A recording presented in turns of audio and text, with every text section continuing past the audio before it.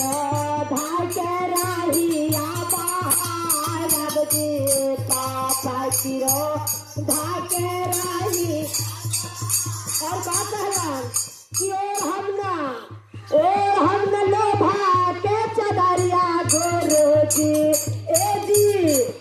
हम न लोभा के चदरिया गोरो जे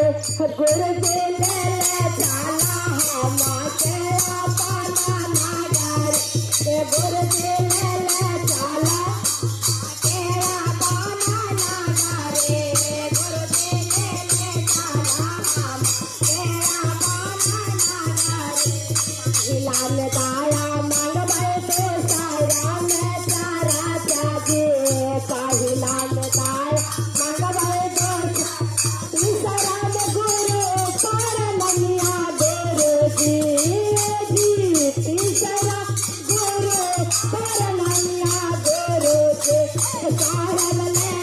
चला हम के अपना नगर सारल ले चला हम बोल शंकर भगवान की जय।